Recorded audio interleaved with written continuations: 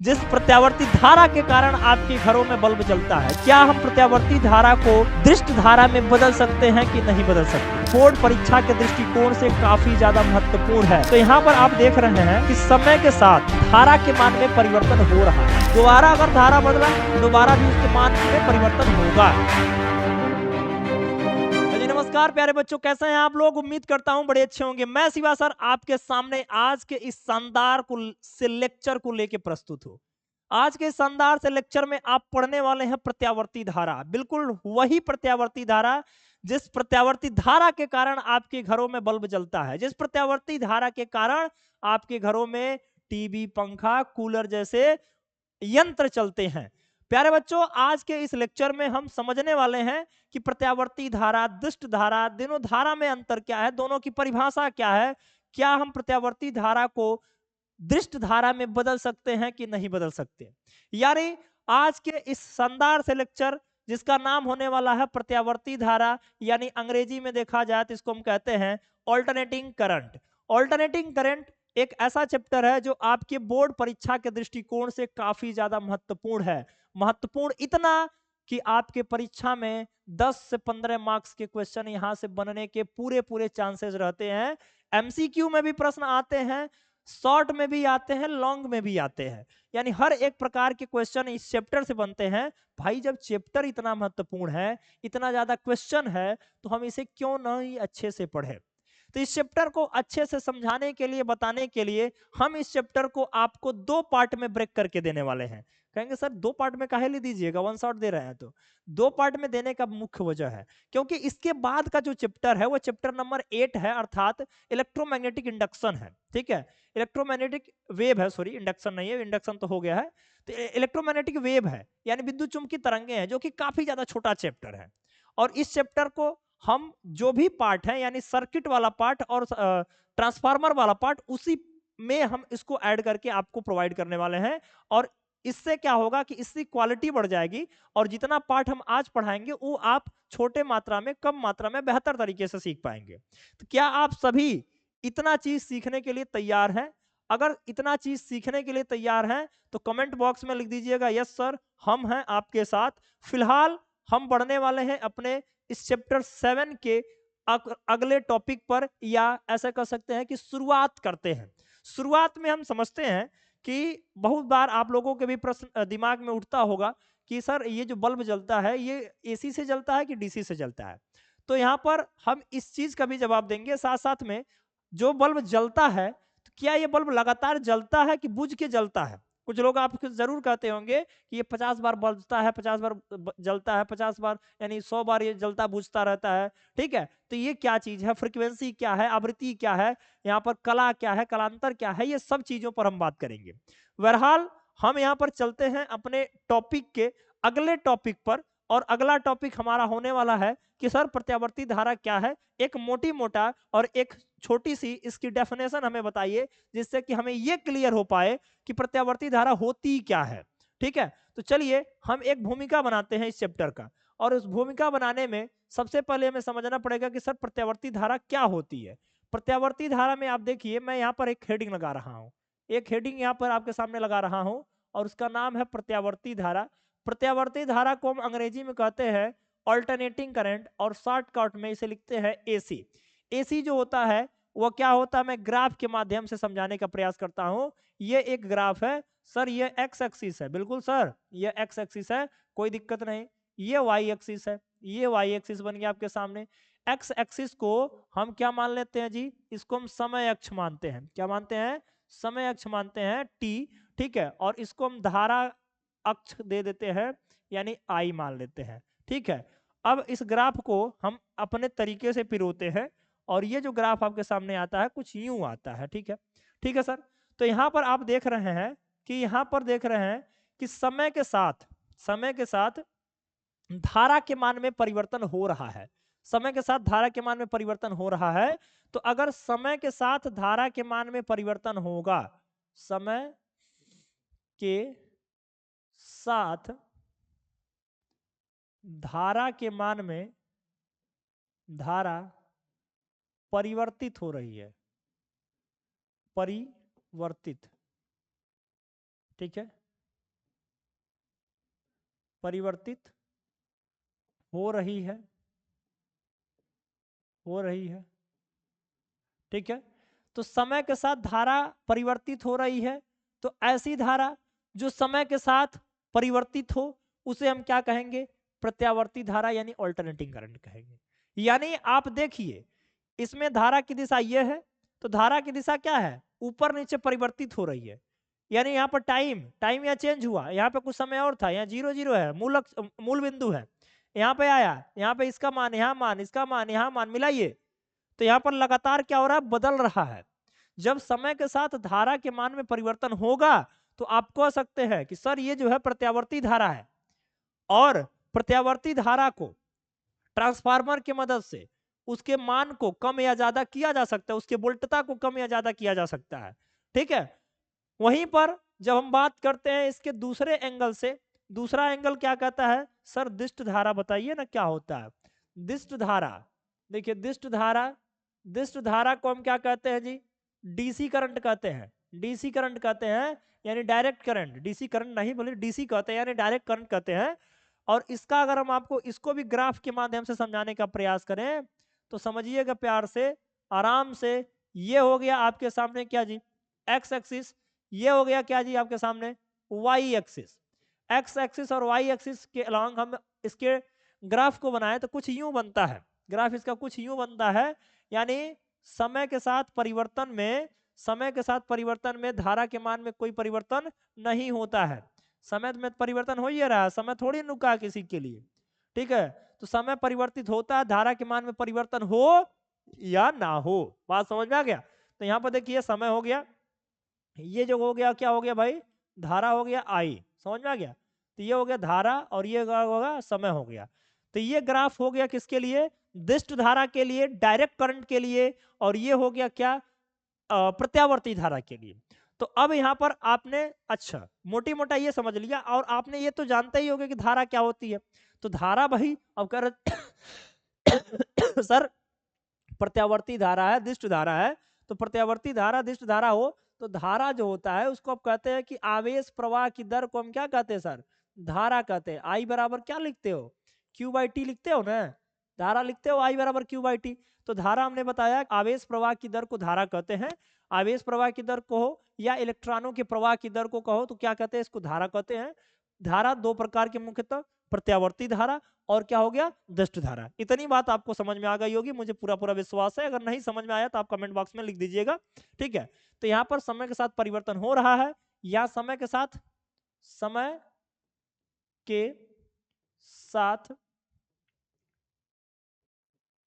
धारा में परिवर्तन नहीं हो रहा है, ठीक है। समझ में आ गया? ये हो गया। तो ये दो चीज आप याद रखिएगा, इतना आपको याद हो गया, मैंने ग्राफ के माध्यम से बता दिया।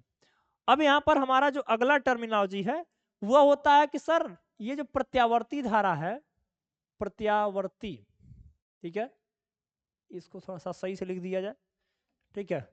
हाँ,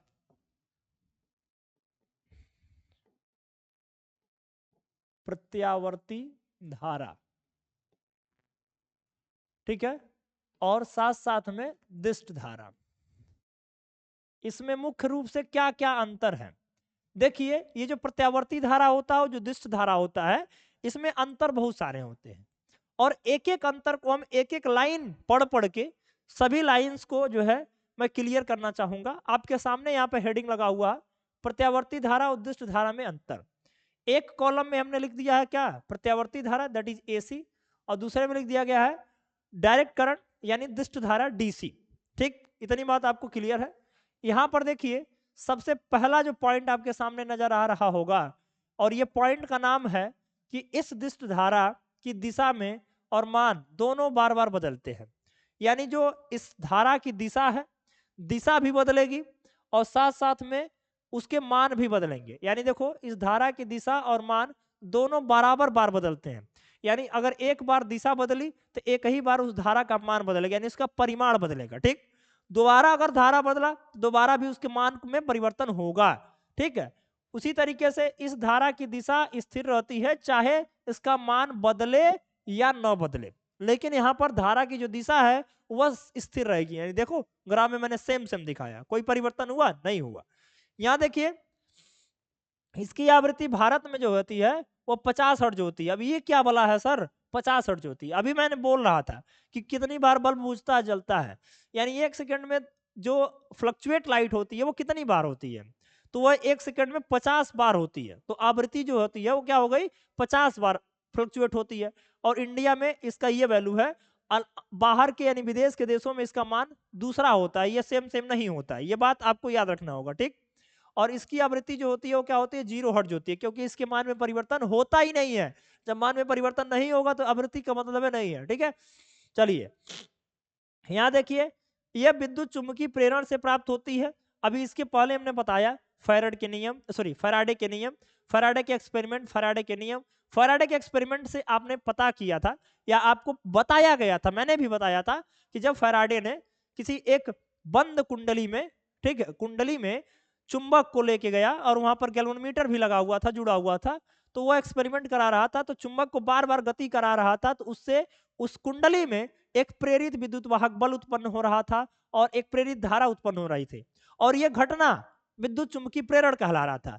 तो उसी विद्युत चुंबकीय प्रेरण के घटना के कारण ये जो है ये धारा प्राप्त होती है। समझ में आ गया, उसी विद्युत चुंबकीय प्रेरण के कारण जो है ये धारा प्राप्त होती है।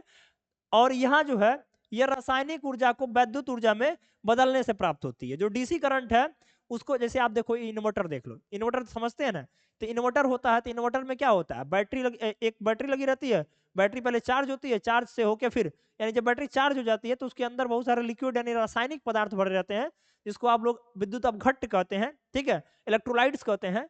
और वही विद्युत अपघट्ट यानी वही रासायनिक ऊर्जा कन्वर्ट होती है किसमें, विद्युत ऊर्जा में। सेल के साथ में क्या होता है, सेल के साथ में भी यही होता है, सेल के साथ में भी यही होता है कि वो रासायनिक ऊर्जा को कन्वर्ट करता है उसमें। तो बैटरी सेल सब एक ही है ना, इन्वर्टर की बैटरी हो चाहे छोटा हो चाहे बड़ा हो, सेल तो सेल होता है, बैटरी तो बैटरी होती है, ठीक है। तो यहाँ पर इतनी चीज समझ में आ गया। हाँ लेकिन यहाँ पर अंत नहीं है, ये समाप्त नहीं है, आगे हम समझने का प्रयास करते हैं। आगे क्या समझते हैं कि प्रत्यावर्ती धारा और उद्दिष्ट धारा में कुछ और भी अंतर है, और वो क्या क्या अंतर है समझिएगा। ये केवल ऊष्मीय प्रभाव को नहीं प्रदर्शित करता है, ये केवल ऊष्मीय प्रभाव, सॉरी, ये केवल ऊष्मीय प्रभाव ही प्रदर्शित करता है, ये चुंबकीय और रासायनिक जैसे प्रभाव बिल्कुल भी उत्पन्न नहीं करता। आप यहाँ पर देखिए, यानी ये धारा केवल ऊष्मीय प्रभाव प्रदर्शित करता है, चुंबकीय या रासायनिक प्रभाव नहीं प्रभाव प्रदर्शित करेगा, ठीक है। लेकिन जो दिष्ट धारा होता है वह ऊष्मीय प्रभाव, रासायनिक प्रभाव और चुंबकीय प्रभाव, ये तीनों प्रभाव को प्रदर्शित करता है ये दिष्ट धारा। बात समझ में आ गई। चलिए यहां पर देखिए इस धारा में ट्रांसफार्मर का उपयोग किया जाता है, यानी इस धारा में जो आप बड़े बड़े देखे होंगे ट्रांसफार्मर 11,000 वोल्टेज 33,000 वोल्टेज, तो उसमें ट्रांसफार्मर लगा जाता है, तो सब एसी होता है। तो इस धारा में ट्रांसफार्मर का उपयोग किया जाता है और इस धारा में सेल का बैटरी का उपयोग किया जाता है। अब आप कहेंगे सर सेल बैटरी एक के है, नहीं है भाई, एक कैसे है, combination of cell is called battery. यानी एक सेल, अगर सेल है तो एक सेल है, और एक से अधिक सेल को आप मिला देंगे तो उसी को क्या कहेंगे, बैटरी कहेंगे। यानी आपने देखा होगा कि ऐसे अगर बना हुआ है, ऐसे बना हुआ है, तो एक बड़ा वाला प्लस टर्मिनल होता है, छोटा वाला माइनस होता है, तो ये क्या है, सेल है। और वहीं पर जब आप एक, ठीक है, इसको कई सेल मिला देंगे, मैं इसको यहाँ पर डायग्राम बनाता हूँ थोड़ा सा ठीक तरीके से। ये देखिए ये जो है ये बना दिया मैंने प्लस, ये माइनस, ये क्या बन गया आपका भाई, बैटरी। तो ये सिंगल सिंगल है तो सेल है, और उसके अलावा उससे अधिक जोड़ दिए तो क्या हो गया, बैटरी हो गया, ठीक है। आगे यहाँ पर देखिए इस धारा को मापने के लिए उपकरण ऊष्मीय प्रभाव पर आधारित होते हैं। यानी जो भी उपकरण है जिसके द्वारा प्रत्यावर्ती धारा को मापा जाता है, ये सब का सब किस पर आधारित होते हैं, ऊष्मीय प्रभाव पर, ठीक है, हीटिंग इफेक्ट पर आधारित होते हैं।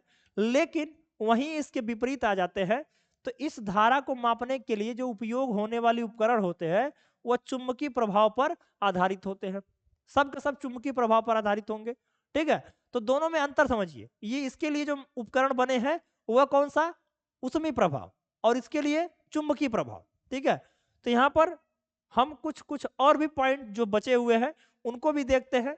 और यहाँ पर आपके सामने सबसे पहले प्रत्यावर्ती धारा एसी में जो लिखा हुआ है, यह लिखा हुआ है क्या, विद्युत चुंबक बनाने या विद्युत लेपन में इस धारा का उपयोग नहीं किया जा सकता।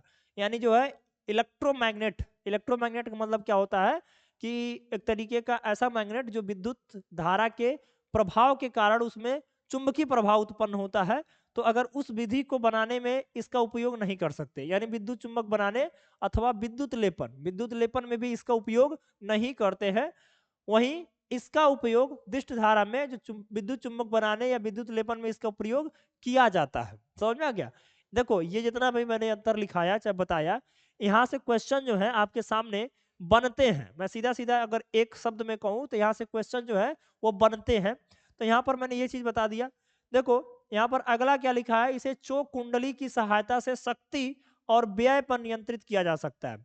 यानी अगर आपके घरों में या कहीं भी पर्याप्त मात्रा में प्रत्यावर्ती धारा का उपयोग हो रहा है, और पर्याप्त मात्रा में प्रत्यावर्ती धारा का उपयोग हो रहा है, और उसके बाद में अगर आप चाहते हैं कि उसके व्यय पर यानी उसके खर्च पर आप नियंत्रित करें, तो नियंत्रण करने के लिए क्या क्या उपयोग में लाया जा सकता है।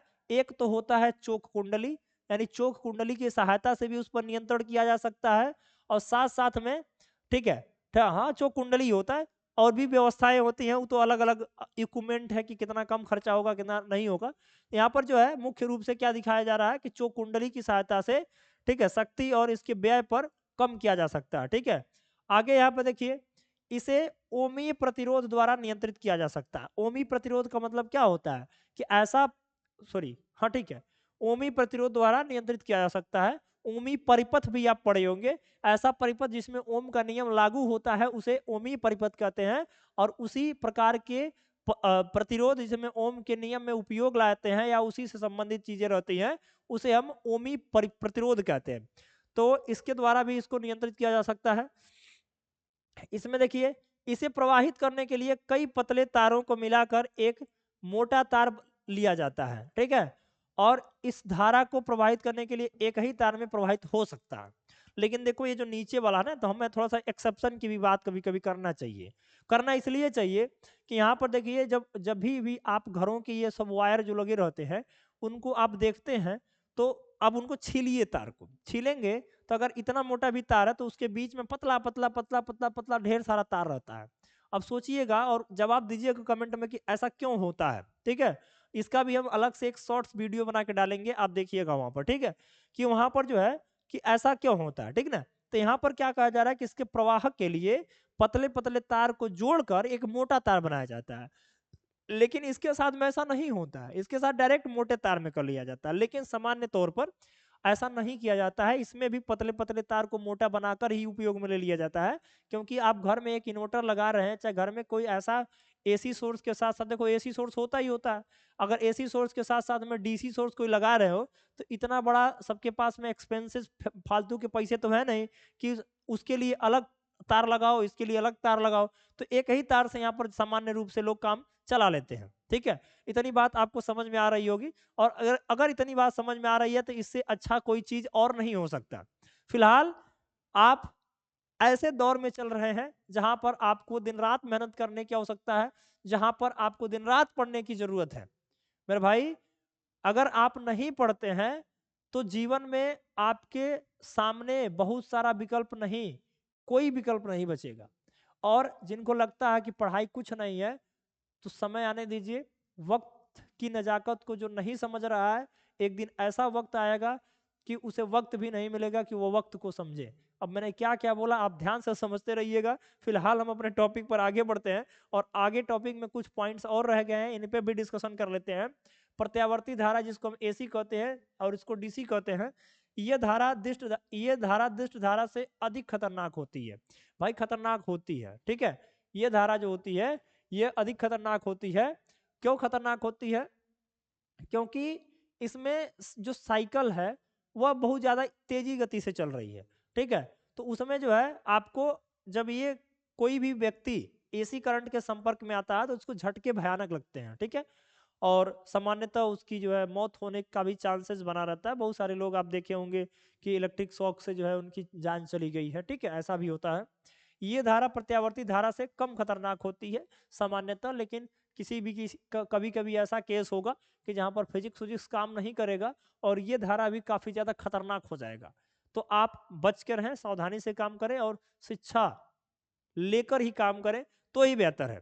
यहाँ पर देखिए इसका अधिकांश भाग भी तार की सतह पर ही रहता है, सॉरी, इसका अधिकांश भाग तार की सतह पर ही, ठीक है, बहता है। ठीक है, आगे यहाँ देखेंगे यह समान अनुप्रस्थ परिच्छेद में, ठीक है, से होकर बहती है, यानी इसका जो लगभग अधिकांश भाग है समान अनुप्रस्थ परिच्छेद में बहती है। ठीक है, तो फिलहाल इतना टॉपिक आपको समझ में आ गया होगा।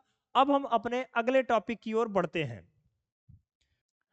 चलिए, तो हम देखते हैं कि हमारा नेक्स्ट टॉपिक क्या है। हमारा नेक्स्ट टॉपिक होने वाला है विद्युत चुंबकीय क्षेत्र में अपने अक्ष के परितः घूमती हुई कुंडली के सिरों के बीच उत्पन्न प्रेरित विद्युत वाहक बल, ठीक है, तथा प्रत्यावर्ती वोल्टेज। इस डेरिवेशन को बड़ी आराम से करने का प्रयास करेंगे क्योंकि ये काफी महत्वपूर्ण है। और इसमें आप देख पा रहे होंगे कि आपके सामने एक समान चुंबकीय क्षेत्र है और उस एक समान चुंबकीय क्षेत्र में एक कोई कुंडली है जो कि घूम रही है अपने अक्ष के परितः। यहाँ पर इसके दो स्थितियों के बारे में दिखाया गया है।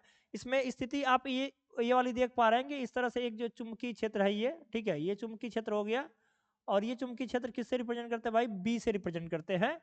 और यहाँ पर अगर बी से रिप्रेजेंट किया जा रहा है तो इसमें एक कुंडली है, ये क्या है भाई, एक कुंडली है जो कि अपने स्थिति से अपने अक्ष से क्या कर रही है, इस तरीके से कुछ घूम रही है। ठीक है, ये ए हो गया, ये बी हो गया, ये क्या हो गया, सी हो गया और ये क्या हो गया, डी हो गया। ठीक है, तो ये जो चुंबकीय क्षेत्र है इसमें घूम रही है। तो इसके घूमने के कारण जो उत्पन्न इनके सिरों के बीच जो उत्पन्न प्रेरित विद्युत वाहक बल है उसे हम ज्ञात करते हैं। और ये डेरिवेशन बेहतर होने वाला है। बेहतर इसलिए होने वाला है क्योंकि ये आपके परीक्षा के दृष्टिकोण से जो है वह इंपॉर्टेंट है। मैंने क्या बोल दिया, इंपॉर्टेंट बोल दिया, और आपने इसे क्या करना है, स्टार लगा कर रख लेना है। अब यहाँ पर आप समझिए और देखिए इसको कि जब किसी कुंडली को एक शक्तिशाली चुंबक में अपने अक्ष के परितः तेजी से घुमाया जाता है तो कुंडली में से गुजरने वाले चुंबकीय फ्लक्स में लगातार परिवर्तन होता है। भाई जब चुंबकीय फ्लक्स में परिवर्तन होगा तभी तो वहां पर विद्युत वाहक बल या प्रेरित विद्युत धारा उत्पन्न होगी। तो हम प्रेरित विद्युत धारा भी यहां से ज्ञात करेंगे और उत्पन्न विद्युत वाहक बल भी ज्ञात करेंगे। ये छोटा सा डेरिवेशन है और इस छोटे से डेरिवेशन को बड़ी हम सरलता से और मजेदार तरीके से इसको निपटाने का प्रयास करेंगे। आप लोग भी तैयार रहिएगा इसको समझने के लिए। यहाँ पर देखिए आप एक चीज जानते हैं, और ये एक डेरिवेशन जो मैं यहाँ पर लिखने जा रहा हूँ, ये वाला जो फार्मूला, ये आप पहले ऑलरेडी से जानते हैं। क्या क्या जानते हैं कि भाई फाई बराबर एन ए बी होता है। क्या होता है, एन ए बी होता है। लेकिन अगर आप इसको पूरा देखेंगे, मैक्सिमम के लिए नहीं देखें, तो एन ए बी क्या होता है, कॉस थीटा होता है। क्या दिखना है, कॉस थीटा होता है। अब चूंकि आप प्रत्यावर्ती धारा पढ़ रहे हो तो हम यहाँ पर थीटा को रिप्लेस कर देंगे ओमेगा टी से। किससे रिप्लेस कर देंगे, ओमेगा टी से। तो ये जो फाई है वह हो जाएगा, कहीं कहीं फाई बी लिखा रहता है, N A B cos omega t. ये एक चीज आपको प्राप्त हो गई। अब यहां पर करना क्या है, दोनों पक्षों को टी के सापेक्ष अवकलन कर दीजिए। यहां पर क्या करिए, यहां पर मैं लिखता हूं दोनों पक्षों को टी के सापेक्ष अवकलन करने पर, अवकलन जब आप करेंगे तो यहां पर क्या प्राप्त होता भाई, यहां देखिए ये हो जाएगा डी फाई, ठीक है, ये क्या होगा d phi by d t होगा। ठीक है, अब यहां पर d phi by d t होगा, ठीक, क्योंकि टी के रिस्पेक्ट में हम कर रहे हैं। और इधर क्या हो जाएगा भाई, डी डी टी ऑफ, ठीक है, N A B cos omega t, N A B cos omega t. इतनी बात क्लियर है। अब यहां से करना क्या है कि जो भी यहाँ का कांस्टेंट टर्म है, जो भी कांस्टेंट टर्म है इसको हम बाहर निकालेंगे। ठीक है, तो अब यहाँ पर जो कांस्टेंट टर्म है उसको हम बाहर निकालते हैं। तो यहाँ पर हम लिखते हैं, थोड़ा सा स्पेस का इशू है, अभी हम नेक्स्ट पेज ले लेंगे। तो यहाँ से क्या हो जाएगा भाई, d phi by d t equal to, यहाँ पर देखिए N A B d d t of cos omega t cos omega t. ठीक है, ये मिल गया आपके सामने। तो अभी यहां पर डिफरेंशिएशन ऑफ कॉस टी क्या होता है? डिफरेंशिएशन ऑफ कॉस टी क्या होता है? साइन टी होता है। ठीक है, तो यहां पर आप क्या लिखिएगा? यहां पर आप लिखिएगा कि d phi by d t equal to N A B, और यहां पर क्या हो जाएगा? इसका वैल्यू हो जाएगा क्या?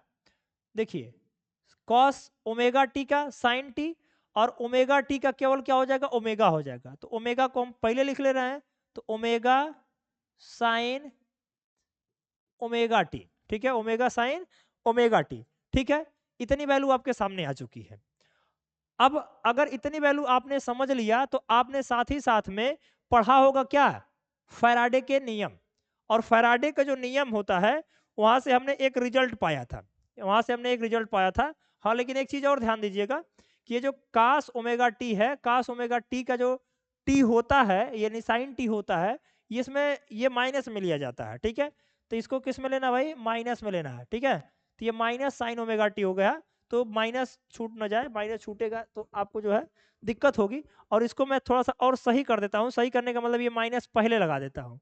तो माइनस आप जब पहले लगाएंगे, तो यहाँ पर आपके सामने डी फाई अपान में d t equal to minus N A B omega sine omega t आ जाएगा। ठीक है, ये रिजल्ट आपके सामने आ जाएगा। अब आप जो है फैराडे के नियम से यहां से हम ईएमएफ निकालने का प्रयास करते हैं। फैराडे का नियम क्या कहता है? फैराडे के नियम से, ठीक है, फैराडे के नियम से, फैराडे के नियम से क्या होता है भाई? फैराडे के नियम ई बराबर माइनस में डी फाइव बाई क्या होता है? डी टी होता है। अब अगर D five by d T होता है, और आप ऑलरेडी यहाँ पर जो है D five by d T का वैल्यू आपने निकाल रखा है, तो यहाँ पर क्या करेंगे? हम उस वैल्यू को पुट कर देंगे। तो जैसे ही आपने यहाँ पर इस वैल्यू को पुट करा, तो माइनस एक है तो बाहर रहने दिया जाए ये वाला माइनस, और इसको आप लगाएंगे तो माइनस एन ए बी, ठीक है, N A B omega cos, cos नहीं साइन है। ठीक है, ओमेगा साइन ओमेगा टी। ठीक है, इतनी बात आपको क्लियर हो गई। अब देखो, हमारा कहीं ना कहीं एक सोच रहना चाहिए, कोई भी डेरिवेशन कर रहे हैं तो उस डेरिवेशन से आपको परिणाम क्या चाहिए, रिजल्ट क्या चाहिए, सबसे ज्यादा चीज जरूरी है हमें वही देखना और यही सीखना है कि हमें रिजल्ट क्या चाहिए। ठीक है, तो अब जो है हम रिजल्ट जो है हमारे सामने जो भी आया है, एक कहीं ना कहीं ये ईएमएफ है। ठीक है, और यहाँ पर हम देखेंगे कि साइन का वैल्यू ये जो रिजल्ट हमें चाहिए होता है, हम देखेंगे उसमें कि साइन का वैल्यू मैक्सिमम कब है या मिनिमम कब है। पहले तो इसको हम एक बार और ठीक कर लेते हैं, ये माइनस माइनस हट जाएगा, तो ये क्या हो जाएगा? N A B cos sine, ओहो कॉस साइन लिख रहे हैं यार, N A B omega sine omega t. ठीक है, ये रिजल्ट आया। अब इस रिजल्ट में आप यहां पर देखिएगा कि साइन का जो वैल्यू है, साइन जो थीटा होता है वह मैक्सिमम कब होता है? मैक्सिमम कब होता है, या मैक्सिमम वैल्यू कब होता है? मैक्सिमम वैल्यू उसका एक होता है, बात समझ में आ रहा है? तो अगर उसका वैल्यू मैक्सिमम एक होता है, यानी theta equal to pi by two पर जिसका वैल्यू क्या होता है भाई?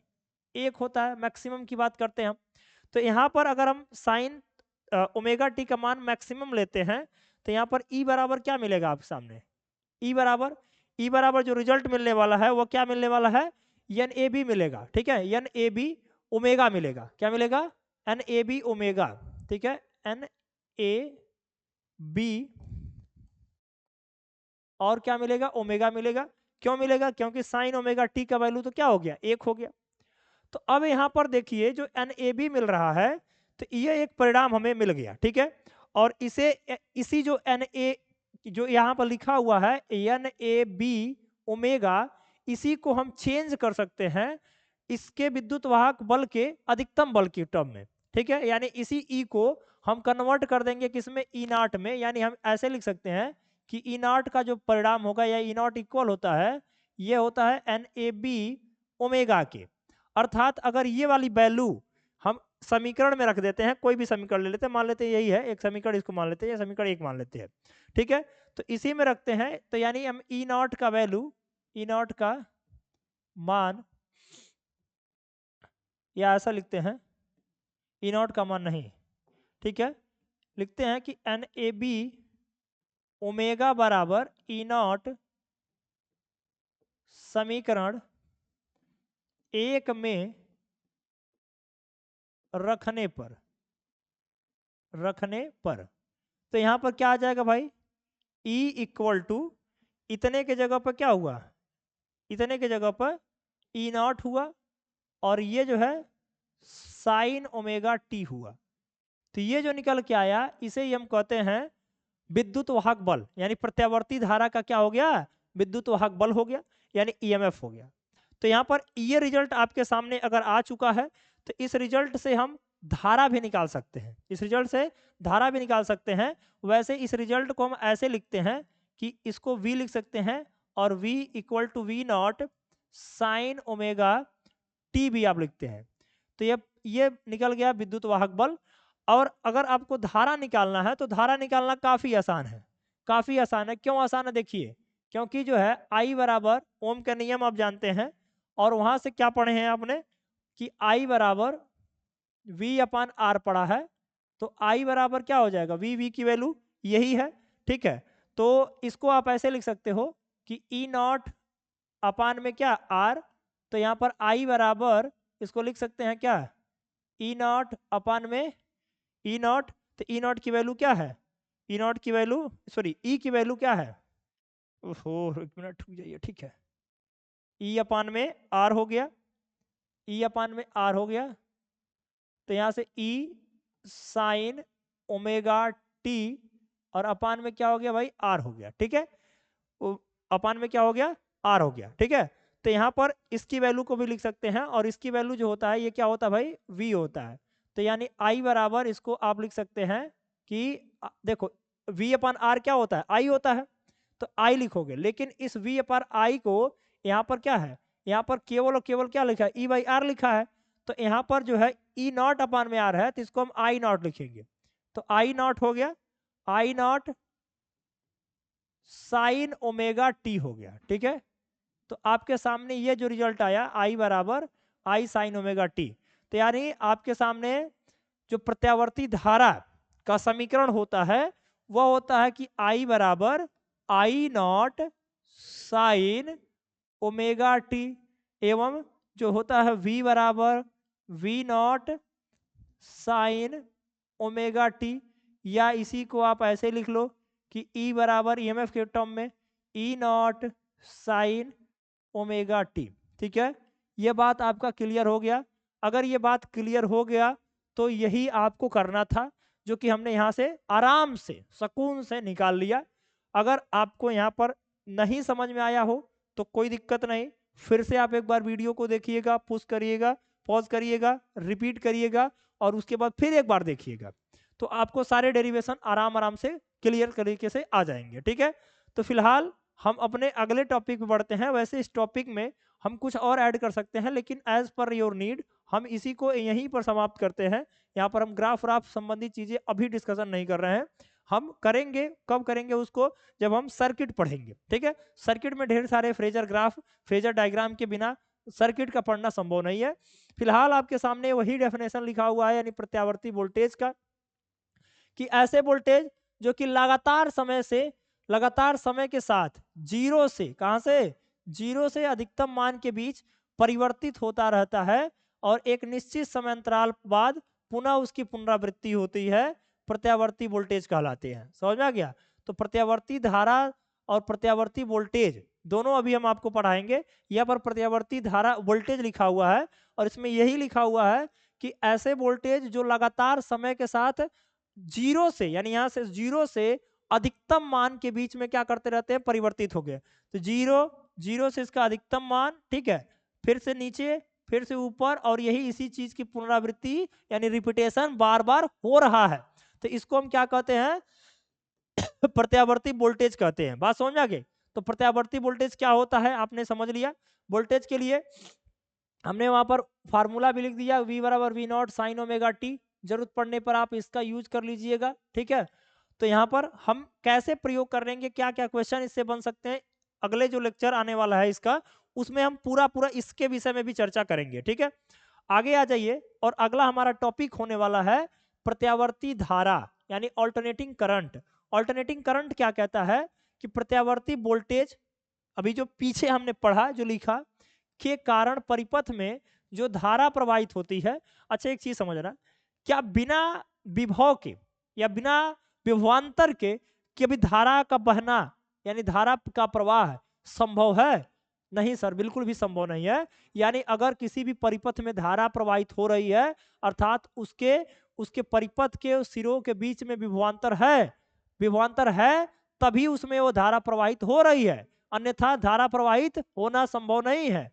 तो प्रवाहित होती है तो वह भी लगातार समय के साथ 0 से अधिकतम मानों के बीच में परिवर्तित होती रहती है, तथा एक निश्चित समय अंतराल के साथ में पुनरावृत्ति होती है उसका भी। तो मैंने यही बात यहाँ पर भी बोला कि यहाँ पर जो है, ये जो है इसके धारा के मान में लगातार परिवर्तन होता है, अर्थात इसका मान 0 से अधिकतम की ओर बढ़ता है, और फिर उसी चीज का बार बार बार बार बार बार पुनरावृत्ति होती है। तो इस चीज को हम क्या कहते हैं? प्रत्यावर्ती धारा कहते हैं या ऑल्टरनेटिंग करंट कहते हैं, ठीक है। तो यहाँ पर आपको क्लियर तरीके से समझ में आ गया होगा। यहाँ पर हमने बता दिया अभी अभी 3 डेरिवेशन यानी एक डेरिवेशन, और साथ साथ में जो दो डेफिनेशन मैंने बताया, इसको भी आप बेहतर तरीके से समझिएगा। और कहीं जहां नहीं समझ में आएगा या आपको लगेगा कि सर आपने ये जो बताया है ये थोड़ा सा हमारे सर से ऊपर चला गया है, तो वहां पर बताइएगा, फिर हम इस चीज को लेके मंथन करेंगे और इस पर भी चर्चा करेंगे, क्योंकि आप हमारे लिए इंपॉर्टेंट हैं और रहेंगे, ठीक है।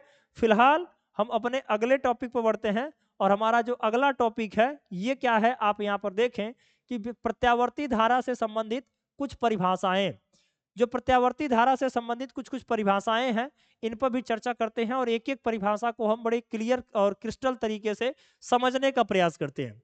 पहला परिभाषा देखिए, प्रत्यावर्ती धारा का आवर्तकाल, यानी इसको कहते हैं time period of alternating current, यानी time period of AC. Time period of AC क्या होता है? प्रत्यावर्ती धारा अथवा विभव के एक संपूर्ण चक्र में लगा समय। यानी एक देखो, अब ये संपूर्ण चक्र क्या है और अर्ध चक्र क्या है, इसके बारे में बताते हैं, और इसके लिए हमें ग्राफ की जरूरत पड़ेगी मेरे भाई। जब तक आप ग्राफ को नहीं समझोगे, चीजों को नहीं समझ पाओगे बेहतर तरीके से, मेरा यह मानना है।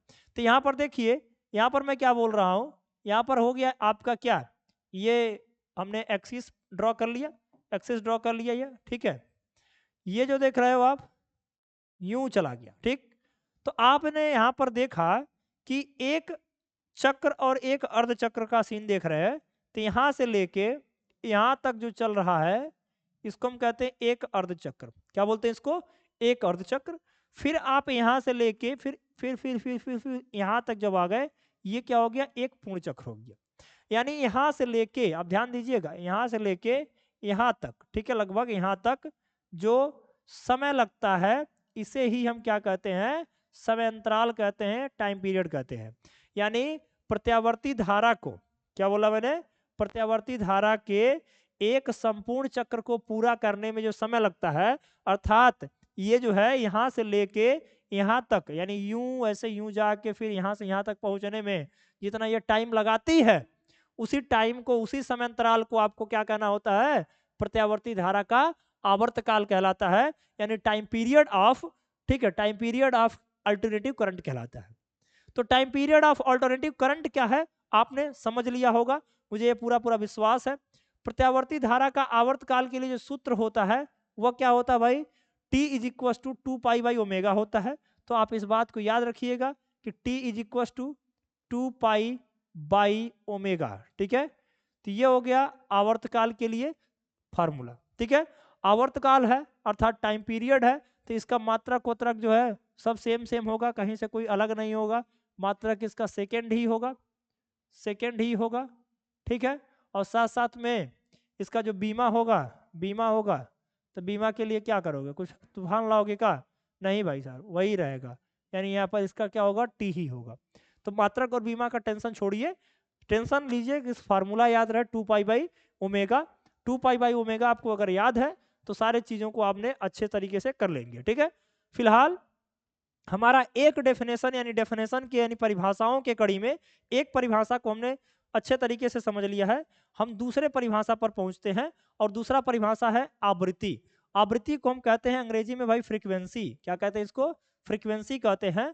अब यहाँ पर देखो फ्रीक्वेंसी, आवर्तकाल और आवृत्ति को थोड़ा सा एक बार और समझने का प्रयास करते हैं। हमने कहा कि एक चक्र को पूरा करने में लगा समय जो होता है, एक संपूर्ण चक्र को पूरा करने में जो लगा समय है वह आवर्तकाल हो गया। और अगर मैंने कहा कि एकांक समय में चक्करों की संख्या, एकांक समय में पूर्ण चक्करों की संख्या जो है वही आवृत्ति कहलाती है। ठीक है, लॉजिक समझिएगा कि एक चक्कर लगाने में जो लगा समय है वो आवर्तकाल है, और वहीं पर एक सेकंड में लगाए गए चक्करों की संख्या क्या हो जाता है, आवृत्ति हो जाती है।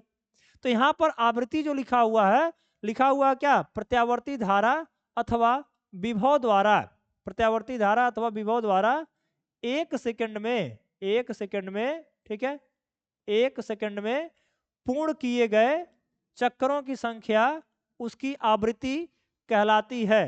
इसे एफ से प्रदर्शित करते हैं, इसे एफ से प्रदर्शित करते हैं।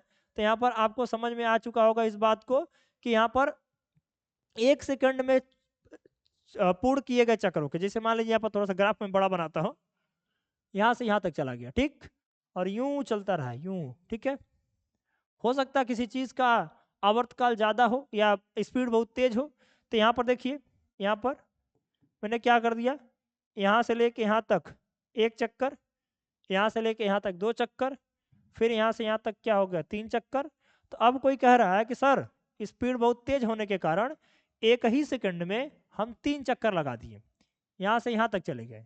तो यहाँ पर क्या हो जाएगा भाई, ये जो हो जाएगा कि एक सेकंड में लगाए गए चक्करों की संख्या।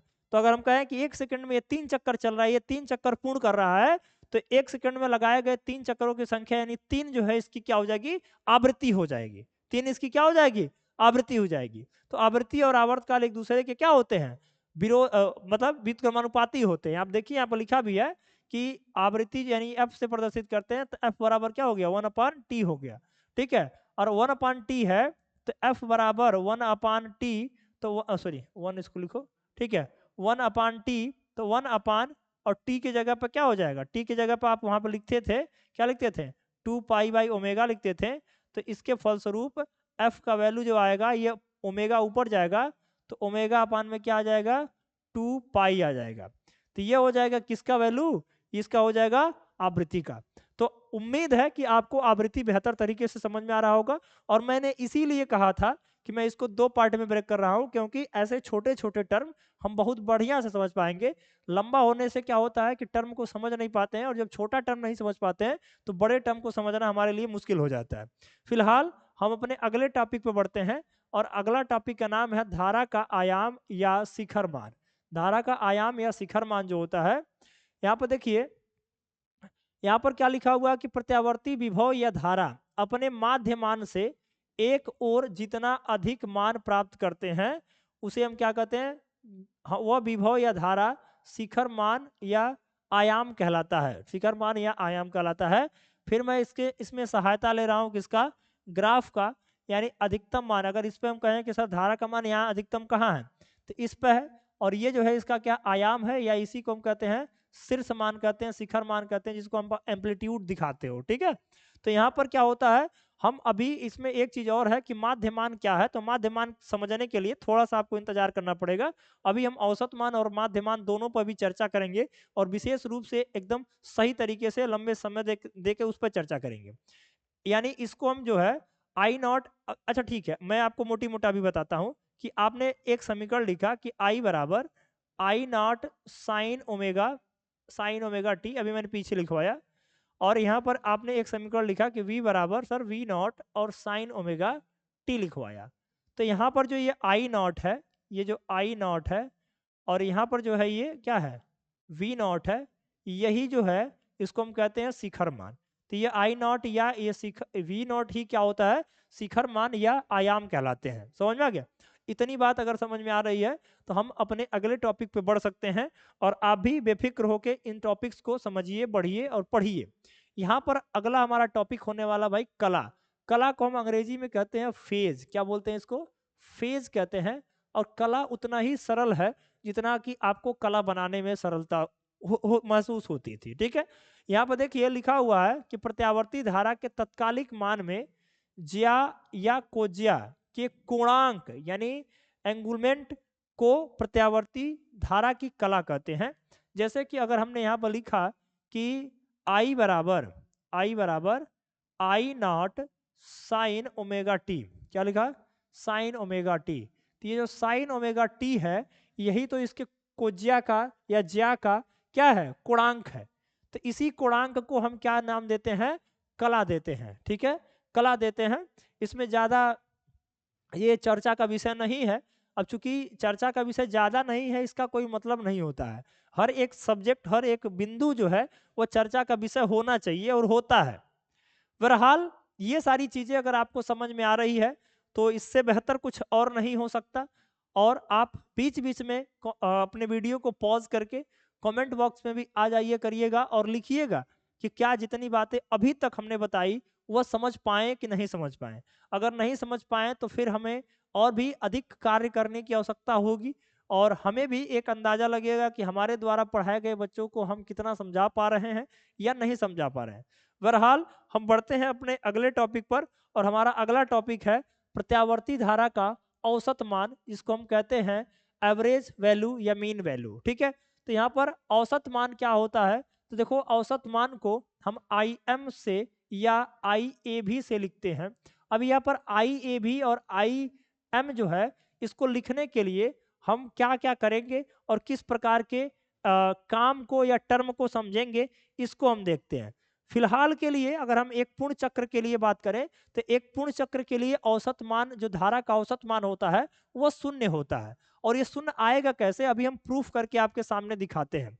यहाँ पर हम लिखते हैं, क्या लिखना है हमें? हम यहाँ पर सीधे तौर पर लिखने जा रहे हैं कि एक चक्र के लिए या एक पूर्ण चक्र के लिए धारा का जो औसत मान होता है वो शून्य होता है। तो सबसे पहले हम लिखते हैं कि एक पूर्ण चक्र के लिए धारा का औसत मान शून्य होता है। ठीक है, एक संपूर्ण चक्र के लिए धारा का औसत मान शून्य होता है। यानी अगर ध्यान से देखिए, अभी हमें ग्राफ जो बार बार बना रहे थे आपके सामने, ये ग्राफ यूं ये हो गया, ये जो है जीरो से लेके, ठीक है, या जो है ये जो देखिए टी बराबर जीरो है वो यहाँ टी बराबर कैपिटल टी है। यानी यहाँ से लेके यहाँ तक जो है मान लेते हैं समय अंतराल क्या है? टी है। क्या है? टी है। तो अब यहाँ पर हम क्या कहेंगे? पूर्ण चक्र के लिए, ठीक है, एक पूर्ण चक्र के लिए, पूर्ण चक्र के लिए, पूर्ण चक्र के लिए जो होता है टी बराबर जीरो से कोई भी वैल्यू कहाँ से कहाँ तक? टी बराबर जीरो से टी बराबर टी तक। ठीक है, यानी टी बराबर जो है वो कहाँ तक होगा? टी तक। ठीक है, यानी टी बराबर जीरो से टी बराबर टी तक होगा। ठीक है, और एक चीज आप लोग जानते हैं, ठीक है, यहाँ पर हम ऐसे लिख भी लेते हैं कि हम जानते हैं, हम मतलब सब लोग, आप लोग भी जानते हैं, हम जानते हैं कि, आप क्या जानते हैं भाई बताइए? आप जानते हैं कि आई बराबर जो होता है वह होता है क्या? Q upon T. इसको हम D Q by d T भी लिख सकते हैं, इसमें कोई शक नहीं है, ये डिफरेंशियल फॉर्म होता है। अगर यहाँ पर डी क्यू की वैल्यू निकालें, हम किसकी वैल्यू निकालें? डी क्यू की। तो डी क्यू की वैल्यू निकालेंगे तो क्या होगा? इसको हम एक नए पेज पर लेते हैं। तो यहाँ पर देखिए डी क्यू बराबर, या फिर मैं इसको इरेज कर देता हूँ एक सेकंड के लिए। ठीक है, यहाँ पर जो है देखिए अभी मैंने क्या लिखा, आई बराबर D Q by d T. तो यहाँ से जो है डी क्यू का वैल्यू हमारे सामने क्या आएगा भाई? डी क्यू बराबर आई डी टी। ठीक है, अब यहाँ पर इसके वैल्यू को निकालने के लिए आपको इंटीग्रेट करना पड़ेगा 0 से लेके कैपिटल टी के बीच में, क्योंकि पूर्ण चक्र के लिए निकाल रहे हो आप। पूर्ण चक्र के लिए निकालोगे तो 0 आएगा, ये आपको प्रूफ करना है। तो यहाँ क्या हो जाएगा, ये डी क्यू हो जाएगा। इसकी अब वैल्यू को यहाँ पर पुट कर देते हैं, 0 से लेके कैपिटल टी।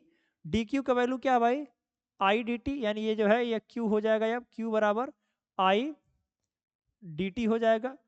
आई, अब आई का मान आपको मालूम है, इसके पहले जो भी आपने फार्मूला लगाया, ठीक है, आई बराबर I naught sine omega t, ठीक है।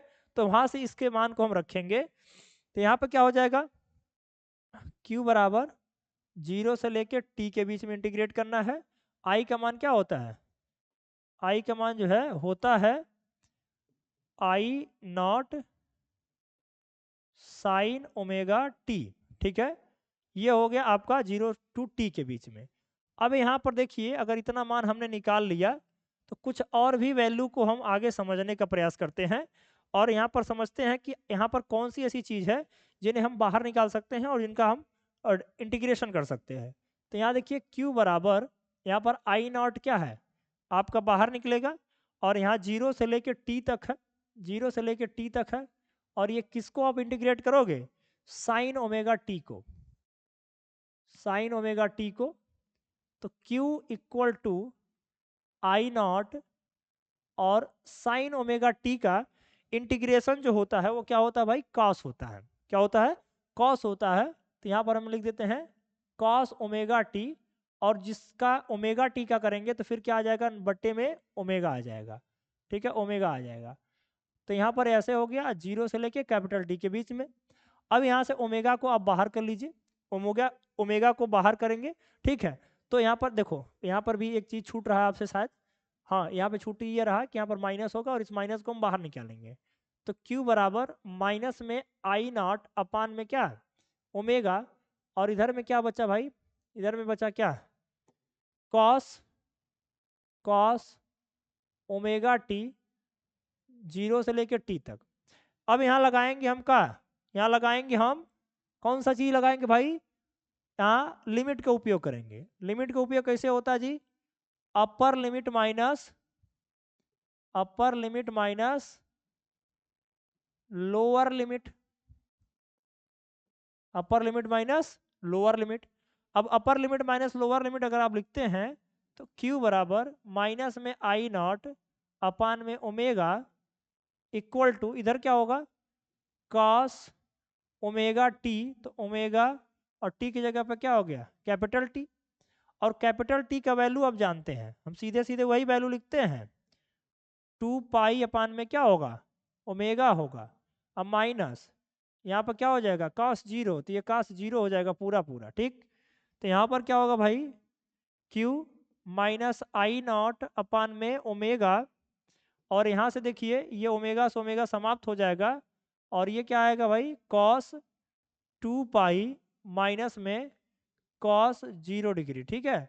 अब यहाँ पर देखो कॉस 2 पाई की वैल्यू हो, अच्छा है, कॉस आई नॉट अपान में क्या हो गया, ओमेगा हो गया, और यहाँ पर इसकी वैल्यू क्या आएगी, 1 आएगी, और इसकी वैल्यू भी 1 आएगी, ठीक है, इसकी वैल्यू 1 आएगी। तो यहाँ पर आपने प्राप्त जो किया, आपने जो निकाला वह क्या आया भाई, Q बराबर 0 आ गया, क्योंकि यहाँ से 0 हो गया, 0 से गुणा होगा सारा का सारा क्या हो जाएगा, 0 हो जाएगा। तो यहाँ पर आवेश हमने जो है संपूर्ण चक्र के लिए शून्य निकाल लिया है। अगर हमने संपूर्ण चक्र के लिए आवेश शून्य निकाला तो यहाँ पर क्या हो जाएगा, धारा क्या होता है भाई, चूंकि चूंकि I बराबर क्या होता है, Q इंटू Q अपान में T होता है। तो यहाँ पर I बराबर Q का वैल्यू क्या है, 0 है, तो Q 0.T यानी जो है धारा का वैल्यू भी क्या आ गया, 0 आ गया। तो यहाँ पर मैंने बताया था, और यहाँ पर देखिए लिखा भी था कि जो है एक पूर्ण चक्र के लिए औसत धारा का मान क्या होता है, शून्य होता है। तो पूर्ण चक्र के लिए औसत धारा का मान तो शून्य हो गया, लेकिन क्या अर्ध चक्र के लिए भी धारा का औसत मान शून्य होता है, नहीं होता है सर। उसके मान को हम यहाँ पर निकालते हैं, और उसके लिए यहाँ पर हम लिखते हैं क्या, एक अर्ध चक्र के लिए, किसके लिए, अर्ध चक्र के लिए, अर्ध चक्र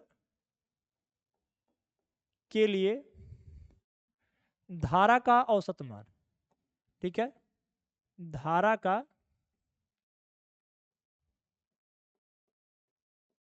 औसत मान। अगर ये अर्धचक्र के लिए धारा का औसत मान आप निकालेंगे तो यहां पर देखिए, यहां पर क्या होगा, यहाँ एक्स एक्सिस है और ये क्या है भाई, वाई एक्सिस है। ये देखिए अर्धचक्र और ये देखिए पूर्ण चक्र। तो अगर यहाँ से लेके यहाँ तक जो है, यहाँ से लेके यहाँ तक ये वाला पूरा का पूरा टी होता था, तो भाई अर्धचक्र तो यही होगा। तो अर्धचक्र के लिए यहाँ पे यहाँ तक क्या होगा, ये जो है टी जो होता था वो टी बाई टू हो जाएगा। ये टी बाई क्या हो जाएगा, टू हो जाएगा। तो आपको करना यही रहेगा यहाँ से कि जो आप लिमिट ले रहे थे, लिमिट का प्रयोग जो आप कर रहे थे किसमें किसमें के लिए, जीरो से लेकर टी तक, वो क्या हो जाएगा, जीरो से लेकर टी बाई टू तक हो जाएगा। यानी यहाँ से हम क्या करेंगे, ठीक है, तो यहाँ पर देखो जैसे यहाँ पर लिख रहे थे हम यहाँ पर कि अर्धचक्र के लिए, अर्धचक्र के लिए हम लिखा था टी बराबर जीरो से लेके जीरो टी बाई या पूरा टी तक। तो यहाँ पर मैं लिखता हूँ क्या भाई, अर्ध चक्र के लिए टी बराबर जीरो से, टी बराबर क्या होगा भाई, कैपिटल टी बाई टू हो जाएगा। समझ रहे हैं आप, कैपिटल टी बाई टू तक होगा। अब यहाँ से फिर है कि चूंकि हम जानते हैं आई बराबर क्या, फिर वही प्रोसेस से गुजरना है, फिर वही प्रोसेस से गुजरना है, कुछ नहीं है इसमें। आई बराबर D Q by d T हो गया। तो यहाँ से जो है डी क्यू का वैल्यू, डी क्यू का वैल्यू क्या होगा, आई डी टी होगा, आई डी टी, ठीक है। तो यहाँ से फिर इंटीग्रेशन कर लीजिए किसको, डी क्यू को, जीरो से लेके कहाँ तक, टी बाई टू तक। तो यहाँ से जो है क्यू बराबर आपके सामने आ जाएंगे, आई बाहर नहीं निकाल सकते, जीरो से लेके कहाँ तक, टी बाई टू तक, और आई डी टी हो गया। अब फिर वही चीज़ बार बार रिपीट होगा, रिपीट होगा भाई, रिपीट होगा तो क्या ही कर सकते हैं, करना ही पड़ेगा। तो आई बराबर यहाँ से देखिए आई का मान रखते हैं जीरो से लेके कहाँ तक है, ये टी बाई टू तक है। यहाँ से लिखेंगे क्या, यहाँ से क्या लिखना है, आई नॉट साइन ओमेगा टी, ठीक है। तो यहाँ से जो है भाई निकालियो आप जीरो, सॉरी आई नॉट को बाहर निकाल लियो, और यहाँ बचेगा क्या, यहाँ आपके सामने बचेगा जीरो से लेके टी बाई टू तक, और ये होगा क्या, साइन ओमेगा टी हो गया, ठीक है। इतनी तो बात क्लियर है, इसमें कोई शक नहीं है। अब यहाँ पर देखिए हमने ये लिख दिया, तो इसको फिर इंटीग्रेट कर लेते हैं जैसे तब कर रहे थे। तो आई बराबर माइनस बाहर निकाल लेते, डायरेक्ट मैं माइनस बाहर निकाल लेता हूँ, माइनस आई नॉट क्योंकि साइन होता है, और ये जो है कॉस ओमेगा टी अपान में ओमेगा, ठीक है, जीरो से लेके कहाँ तक, टी बाई टू तक, ठीक है भाई, टी बाई टू तक। ओमेगा फिर बाहर निकाल लेंगे तो यहाँ से फिर वही रिजल्ट आएगा हमारे सामने। तो Q बराबर, Q बराबर माइनस में आई नॉट अपान में ओमेगा, ठीक है, और अपान में इधर में क्या, इनटू में क्या आ गया, कॉस ओमेगा टी जीरो से लेके टी बाई टू तक। अब देखो इतना करने के बाद अब यहाँ पर कुछ परिवर्तन होगा।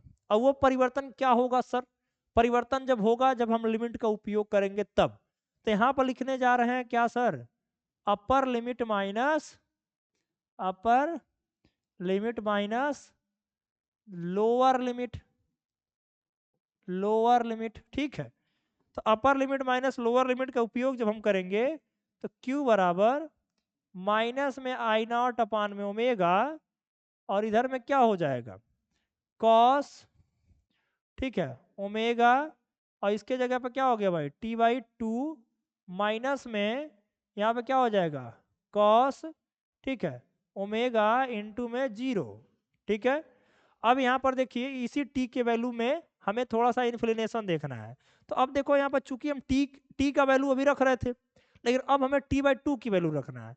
तो अगर यहाँ से आप चूंकि एक चीज जानते हैं कि टी बराबर क्या होता है, टू पाई बाई ओमेगा होता है, तो आप यहाँ से चाहे तो इस टी को इधर भेज दीजिए, टी को इधर भेज दीजिए, ठीक है, नहीं T/2 इधर कर दीजिए, और ये क्या हो जाएगा जी, π/ω हो जाएगा, यानी T/2 की जगह पर अब π/ω रखाएगा। ठीक है, बस इतना ही अंतर है, इतना ही अंतर है यहाँ पर। तो यहाँ से देखिए Q बराबर माइनस में I0 अपान में ओमेगा, यहाँ क्या आ गया, साइन, ओहो साइन नहीं है, क्या है, कॉस है, ठीक है, यहाँ पे क्या है, कॉस है। तो यहाँ पे क्या हो जाएगा जी, कॉस ओमेगा, और टी के जगह पर, टी के जगह पर हमने क्या वैल्यू निकाला, टी के जगह पर हमने वैल्यू निकाला π/ω, ठीक है। तो यहाँ पर हमने लिख दिया क्या, π/ω, अब माइनस में यहाँ क्या हो जाएगा, cos 0 हो जाएगा, ये तो क्लियर है। तो यहाँ से Q बराबर माइनस में I0 अपान में क्या आ गया, अपान में क्या आ गया, ओमेगा आ गया, और इधर आपके सामने यहाँ पर ये ओमेगा से ओमेगा निपट जाएगा, यहाँ पर क्या हो गया भाई, cos पाई, ठीक है, माइनस क्या हो गया, cos 0। अब यहाँ पर वैल्यू रखते हैं, तो cos माइनस में I0 अपान में ओमेगा, और cos 180 की वैल्यू माइनस में, ओहो माइनस में 1 और माइनस में 1, ठीक है। तो क्या हो जाएगा, क्योंकि उसका भी है, तो Q बराबर माइनस में I0 अपान में ओमेगा इंटू में -2, माइनस से माइनस प्लस हो जाएगा, तो Q का वैल्यू 2I0 अपान में ओमेगा आ गया, Q का वैल्यू किसके लिए भाई, अर्धचक्र के लिए, ठीक है, अर्धचक्र के लिए है। तो अगर यहाँ पर आपने Q का मान निकाल लिया है, तो इसी तरीके से हम धारा I का भी मान निकालेंगे। तो ये आवेश निकला। अब आवेश से अगर धारा निकालना रहेगा, तो धारा बराबर I बराबर क्या होता है, I बराबर Q/T होता है। तो यहाँ पर I का वैल्यू क्या है, Q का वैल्यू क्या है, 2I0 अपान में ओमेगा, ठीक है। और साथ साथ में T का वैल्यू हमने अभी अभी क्या निकाला है, हमने निकाला है क्या, π/ω।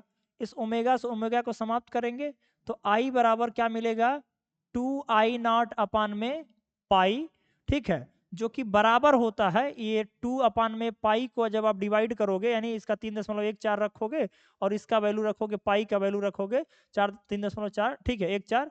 तो यहाँ पर I बराबर 0, ठीक है, ये क्या आ जाएगा, 0.637 के आसपास, ठीक है, या 637 के आसपास आता है, इनटू में क्या हो जाता है, ये I0 हो जाता है। तो ये हो गया किसका वैल्यू, अर्धचक्र के लिए, ठीक है, अर्धचक्र के लिए भी हमने वैल्यू निकाल लिया। तो अब यहाँ पर आप देख पा रहे थे, अभी तक ये पूर्ण चक्र के लिए था, ये पूर्ण चक्र के लिए था, और ये जो है अर्धचक्र के लिए है। तो यहाँ पर पूर्ण चक्र और अर्धचक्र दोनों के लिए हमने मान को निकाल लिया है। अब जो है हमारे पास जो भी टॉपिक्स हैं, इन टॉपिक्स को, सर्किट हो गया और IRMS हो गया, इन सभी टॉपिक्स को हम अपने अगले लेक्चर में पढ़ेंगे। फिलहाल आज के लिए धन्यवाद, मिलते हैं किसी अन्य लेक्चर में जबरदस्त एनर्जी के साथ में। 8वां लेक्चर में बचे हुए पार्ट को हम पूरा निपटाएंगे। बस आज के लिए इतना ही, धन्यवाद।